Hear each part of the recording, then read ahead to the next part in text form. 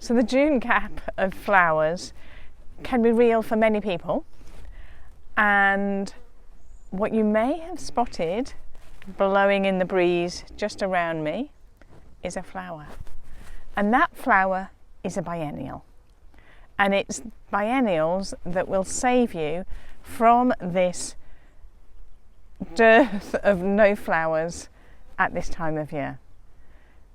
Let me show you what I've got.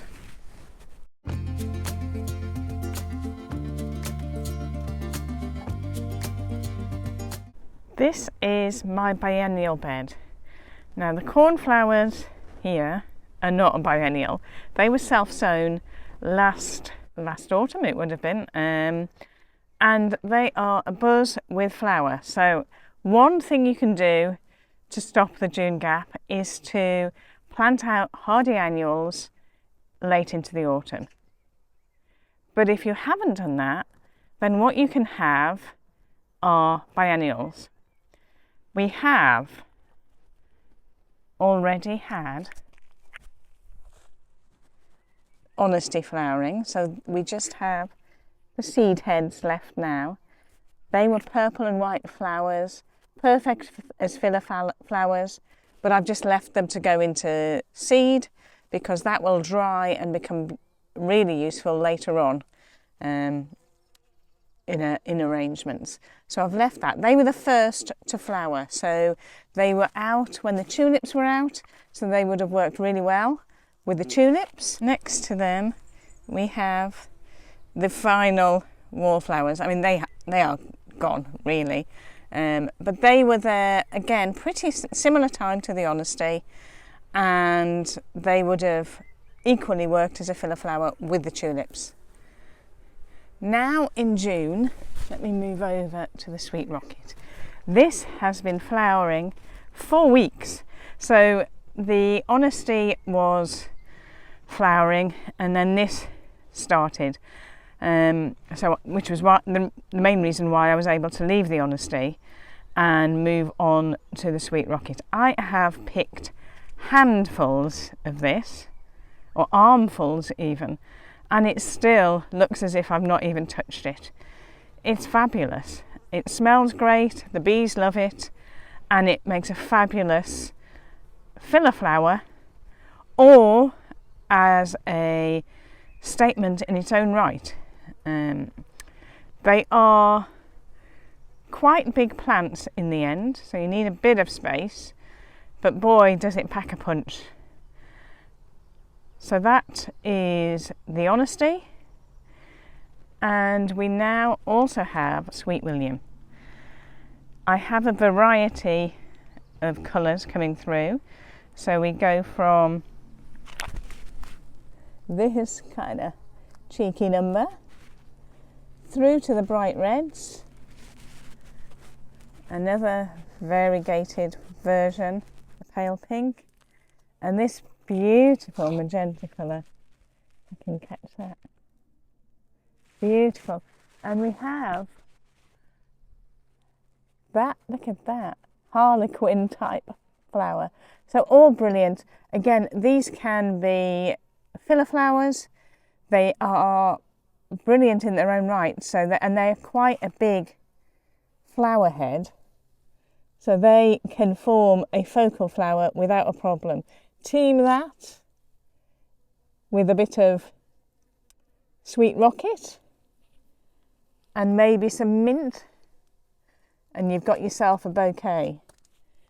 Even the flower, the seed head, well, they're not seed heads, the flower heads before they flower, kind of funky.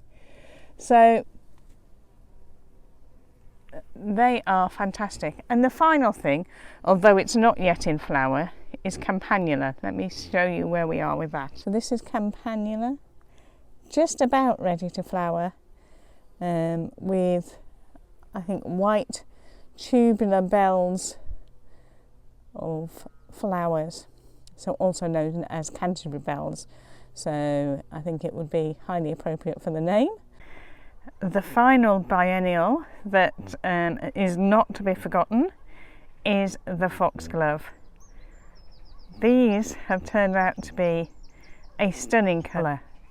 I've never had them this colour before.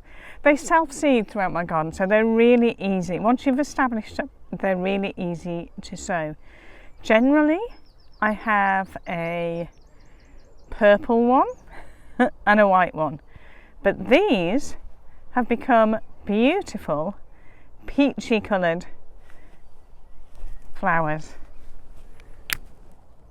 Absolutely fabulous.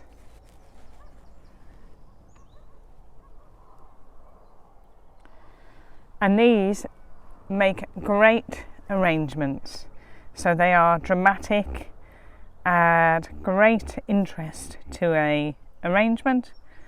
So team them up with all of the other biennials that you've got and you'll have a perfect arrangement in your house. Something that looks truly fabulous and unique. These flowers are truly spectacular at this time of year, especially when you compare it to what we have with the seedlings that have been sown so far. Nothing much happening. So these can make an arrangement in their own right, but equally are good as standalones. So if I've whetted your appetite for biennials, then unfortunately, if you want them for this year, you're too late.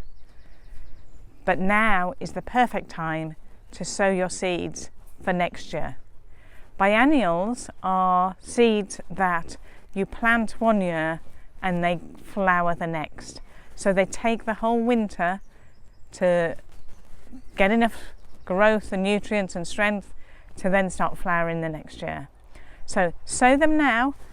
I like to sow them around about mid-June. Let them grow. I prefer to have them in pots so they're not taking up valuable garden space.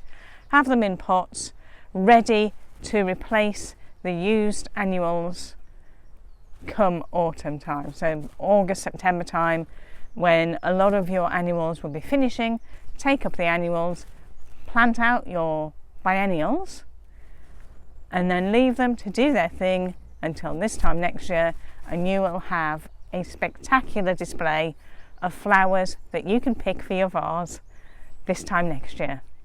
So grab your seed packets and get sowing.